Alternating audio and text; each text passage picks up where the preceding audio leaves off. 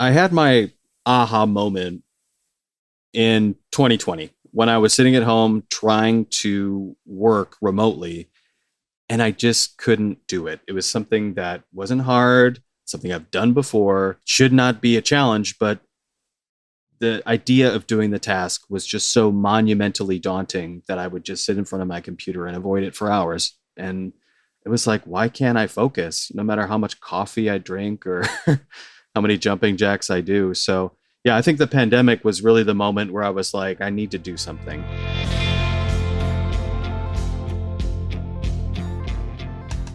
From the Understood Podcast Network, this is ADHD Aha, a podcast where people share the moment when it finally clicked that they, or someone they know, has ADHD. My name is Laura Key. I'm the editorial director here at Understood, and as someone who's had my own ADHD Aha moment, I'll be your host. I'm here today with Scott Watson.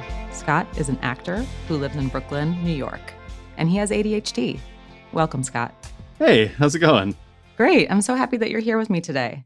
Let's jump right in. Tell me about your aha moment. When did you realize that you had ADHD and how did you realize it? Like a flashbulb moment. It's hard because it's kind of like a movie where you find out who the killer is at the end, and then you go back through the whole movie and you're like, of course it was that guy. Look at all the clues. And that's our lives when we find out we have ADHD. It's, oh yeah, that makes total sense. But yeah, I think the pandemic really was a big key in for me. I was recently formally diagnosed this year and I had been working from home and I just could not focus on getting the work done that needed to be done. And that just started to bring up a lot of things my entire life where I was struggling to do things like this that I've done a million times that are not challenging, but I just have no interest or ability to do them. And I started doing some research, and then I came across this acronym on the internet that was incredibly helpful to me and was eye-opening, which was ICNU, which is interest, challenge, novelty, and urgency. And if a task does not fall into this category for people with ADHD, those are the tasks that our brain struggles with the absolute most to complete. It was just such a light bulb moment of that acronym because it was like, that is 1,000% defines every task that I struggle with in my life. A lot of things started to break through with that realization. I really relate to that, especially what you say about looking back. It's like you struggled for so long and then finally it clicks and you look back and you're like, oh, I get it now. I think you said that you're from Michigan. Is that right? I am, yeah. I'm from Ohio, so from the same area. I I know we're supposed to be enemies. Bitter right? rivals. No. But when you look back at growing up as a kid in Michigan, can you pinpoint times when you were struggling and you're like, oh yeah, that was the ADHD that whole time? All the time. Tell me about them. ADHD can kick in at any time, but just being a kid, it's a lot easier to kind of ignore because kids are kids, they're impulsive, they're creative, they're full of energy, things like that. But I just remember around third or fourth grade, stuff that was so easy for me stopped being easy. Mm-hmm. And I went from breezing through A's in my grades to suddenly just not doing my homework. Coming home, being like, okay, I need to do this. I need to do this math homework, setting it aside.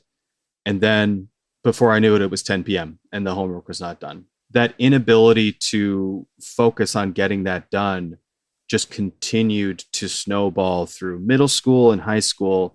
And I think like a lot of people with ADHD, I'm no Mensa member, but I'm not dumb, but it was just so frustrating to know that I had the capability to get this stuff done, but I just wasn't. And that leads to all sorts of self-loathing, depression, all sorts of things. But yeah, with the diagnosis, just looking back, especially in college too, even though I got a theater degree, so I was on my feet pretending to be a bird. So that was a lot easier for my ADHD brain. But just like the gen ed subjects, it was the same thing. I just couldn't write a paper about cultural anthropology. It just didn't happen. Just not interesting enough for you. Yeah, it just didn't check the boxes. And that was the other thing. Occasionally there would be assignments in school, like in fourth grade, I drew every single United States president because I realized that I didn't know the names of all the presidents. So I did an incredible amount of research into who they were. I drew a portrait of every single one of them. This was not for an assignment. This was just me going down something that caught my hyper focus. And I spent weeks and weeks and weeks on that while my homework just built up slowly beside me. And my parents were like, "This is great. So happy you're so excited about this. But, your math homework is not done." Yeah. And I'm not surprised to hear you say that around third and fourth grade was a really telling moment for you. That's around the time in school when assignments start to get trickier, you have more to manage, and that's where that executive functioning difficulty comes in that you're referencing.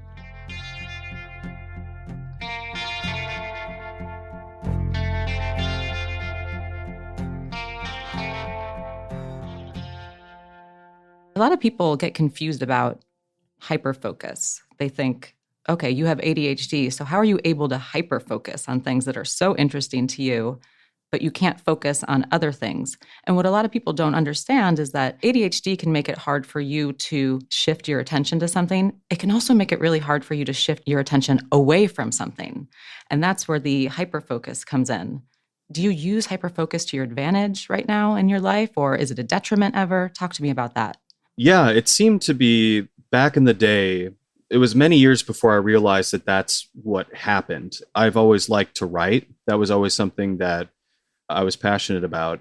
And that hyper focus would click in when I was writing sometimes. And I knew after a while that I had to sit at my computer and chain myself to my chair and just kind of wait for that to happen. And sometimes it didn't. And it was so frustrating. It was like being Superman and only shooting lasers out of your eyes every fifth time. You just never know when it was going to click in. But when I saw that acronym, interest, challenge, novelty, and urgency, all of a sudden, a lot of things started to make more sense. It was like, okay, what helps me write? A deadline. And what do I like to write about? Things that I don't necessarily know about. So then there's the interest, drawing in, doing all this research, challenge, trying to do something I've never done before, and novelty of just writing something new. And that's what I always really loved. I loved the first draft, getting it all out there. The second and third draft, no, not really. So there's like 36 stories that are unfinished on my Google Drive. What you say about needing to basically chain yourself to a chair in order to get something done, it really reminds me of something that I heard from one of our experts. His name is Tom Brown. And I heard him say something like this before I got diagnosed, and it really stuck with me. And I'm paraphrasing here, but he said something along the lines of, in order for someone with ADHD to really focus on something that they don't care about that much, that they're not interested in, it's almost like you have to have a gun to their head, which I know is a very dark way of putting it, but it feels so true. And it reminds me, oh, this is so real, right? This is legit, this difficulty. Absolutely. Urgency. With chores, with all these things, it would just reach a certain point where I would look around at my car or my room or the shattered remains of my life. And I would just be like, enough. And then I would clean for hours and hours and hours. So it was like build up, build up, build up, build up, build up until it was urgent. And then the hyperfocus would click in, and then I would clean obsessively. And then, rather than just like maintaining that cleaning schedule, I would go back to okay, I'll just throw my stuff on the ground until another month had passed and things had built up. It's so frustrating because you're like, why am I like this? I know what I need to do so that this doesn't happen, but I just don't do it. It's the way your brain is wired. Let's talk a little bit about boredom isn't a symptom of ADHD, but it can be the result of ADHD and that need for stimulation. Did you experience a lot of boredom growing up? Did you ever get in trouble for seeming bored or daydreamy? Yeah, especially as I started to get older through middle school and high school, I would just cover my notebook in doodles and sketches and things like that. I remember sitting in geometry class in my sophomore year of high school, and every day it would be the choice of I can try to listen and be here in class and just like excruciating torture of that, or I can just escape into my head and draw pictures of like Homer Simpson riding a rocket, you know? Based on what you're telling me, it sounds like hyperactivity wasn't the symptom that you struggled with, or at least not the most. Is that accurate? That's pretty accurate. That's hard to look at from my own personal perspective. I was definitely a very active kid. Like my brother and I would go outside and he would come back sparkling clean and I would come back just like Pigpen from Peanuts, just like covered head to toe in dirt somehow. Sounds fun. Yeah, it's fun. And I love to run when I was a kid. So there was definitely like an excess of energy that I was siphoning off. But I do have fidgets with my legs and things like that, where I'll be sitting in one place and my leg will start going up and down or shaking or things like that. It's all totally unconscious. But as I've gotten older, and I think this is relatively common, the whole hyperactivity thing has kind of faded away a bit. Right. Of the symptoms of ADHD, it's one of the ones that can subside maybe more than others do.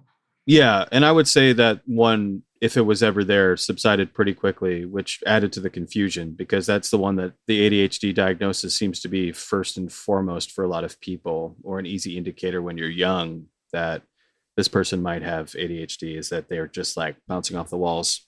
Exactly. While you may have had some excess energy and were a bit fidgety, it sounds like that wasn't your primary symptom, hyperactivity. We typically associate boys with ADHD as being hyperactive. So it's interesting to me that that's not the thing that really came to the forefront for you. And also makes me wonder if the fact that hyperactivity wasn't your big symptom, do you feel like that's potentially why you flew under the radar for many years? Yeah, absolutely. And also, you know, I was growing up in the 90s in a very small town. So the kind of things where students can maybe get a little bit more of an individual focus, or they're surrounded by other like neuroatypical students, so they can be like, well, this person clearly kind of is a part of this group that we've seen before. I think the fact that I was able to maintain a certain level of grades, that I wasn't crashing until certain parts of high school, did allow me to fly under the radar. Does your family know now that you have ADHD? No, I haven't talked to my parents much about it, honestly. Not that they would be opposed to that diagnosis, but I think a lot of times with parents, there can be a certain amount of guilt that something could have been troubling their child as they were growing up and they missed it or didn't know. And that's not necessarily fair because we know so much more about ADHD now than we did even 10 years ago. I really feel everything you're saying. I grew up in the Midwest in a relatively small town, and you're right. I mean, we have to be fair. There's a lot more information about it now. And I feel you. Sometimes I don't want to talk about it with my family because I don't want them to feel bad about anything, that like they did anything wrong. But I do wonder sometimes, maybe it would be helpful if I were more open about it with my family, because sometimes I notice them struggling with some of these symptoms too. And I don't think they're as aware of it as I am. Being diagnosed as an adult, you have built up strategies on your own without even realizing it to cope with ADHD if you're not specifically getting therapy for it or using medication. And for some people, it's a completely debilitating thing and they cannot function. And for other people, it's more insidious or confusing, but you work up strategies to get stuff done. And it can be kind of hard, for example, if you see symptoms of that in your parents and they're in their 70s, to be like, would a diagnosis at that point be helpful because you've lived your whole life with this? And being diagnosed at 35, I would say it is helpful. Like, how useful to have an answer for a lot of questions that you didn't even know that you necessarily had. What treatment or strategies do you use to manage your ADHD? The thing that I was most hesitant to do was to take medication. And I think that's why I put off getting a formal diagnosis for so long, was because the idea of taking medication to be normal was not a great thought for me, because I thought, well, if I take medication every day to get to baseline, where does that leave me? But that was a bad way to look at that. Right. That was just my own neuroses. So eventually I was like, well, what do I have to lose? I should try medication to see if it helped. And I did try a couple different things. And then eventually I got onto a stimulant medication, a relatively lower dosage that was extended release. It was just a game changer. And it's hard to describe the difference between your brain before and your brain after. But I think it can kind of be described as like somebody who puts on those colorblind glasses for the first time and they don't even know what they're not seeing. And then all of a sudden they're like, red, like, holy crap, that's red and that's green. And that was me going through my email inbox, just being like, I can organize this. I didn't even read this email. We're putting labels on stuff. This is great. Or just like looking at the dishes and being like, I'm going to do those right now. Or arriving early for an appointment. That was great. What's that about? I don't know. It's like I'm not an hour early or an hour late to this. Good on you. I know that there's this myth, it's really pernicious, that's out there that like using medication as a crutch. I think it takes a lot of bravery to use medication as a tool. Absolutely. And it is so unfair to say that medication is a crutch. I challenge anybody who wears glasses, who wears braces, who drives a car, because by the way, we can't go 80 miles an hour with our legs. There are things that we do every day in our life that make our lives a little simpler.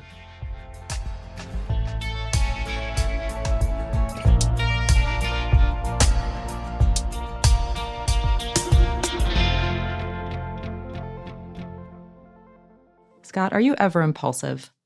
Yes, extremely. Are you comfortable giving me some examples of that? Oh, sure. I won't give you all the examples. What are like the two halves that it kind of falls on? There's impulsivity and then there's hyperactivity. Impulsivity and hyperactivity often go hand in hand. Yeah. But impulse control is an executive function. Right. Which I lack. Yeah. I mean, I was always like, especially during college and high school, I was bad with money. My first paycheck from my fast food Subway job, I was like, I'm getting a PlayStation 2. I'm getting a game. It was like any money that was in my account was there to be spent on the first thing that kind of caught my fancy. I would start collecting things. Like I would get all into that. Like I started just collecting old Nintendo games during college out of nowhere. And then pretty soon I had 300 and then I lost all interest in it. Oh man, that sounds really fun though. It was very fun until the thrill went away and then I just had 300 Nintendo games. You could probably get a lot of money for those these days. Yeah, absolutely. Do you have Bubble Bobble or Bubble Boggle or whatever? I would buy that from you. Yes, Bubble Bobble. I love that game. That game is amazing. You're an actor. I know from what I've read about you, you do a lot of physical acting. Is that right? You use your body a lot in your acting. Yeah, I got training in theater, focus in Shakespeare. And what I love to do is always like the zany, crazy clown or play like 36 different roles. Like this one has a limp, this one has an eye patch, or some commedia dell'arte clowning stuff. The physical part of it was always really so helpful because when I would reach for that energy that I needed for the performance, it was there. And being an actor kind of checks off that acronym again, especially the urgency and the novelty. If you're in a play or if you're in a commercial, TV show, film, every day is different. And it's always urgent because if you forget your lines or or screw up a take, yeah, there's pressure. There's pressure whether there's like a Broadway house of 1,500 people looking at you or if there's 35 guys in cargo shorts, just like get the take so we can go to lunch kind of thing. Scott, tell me what you love most about your ADHD brain. I love how creative it can make me. And I love that feeling when I get excited about something and I'm in the zone. It's kind of like an out of body experience where I'm so focused. This especially happens when I'm writing because I write plays and screenplays and stuff. But when I'm just like writing dialogue and two characters are talking to each other, it's like I'm there just watching them talk. And that ability to really zone in and kind of lose myself in the details. It's just an incredible experience. Well, thank you so much for being here with me today, Scott. I am so grateful for your candor, for your insights. And I just really relate to you on so many levels. Thank you so much for being a champion for people with ADHD. This was such a great experience. Thanks for giving me the opportunity to talk about it. And this is wonderful.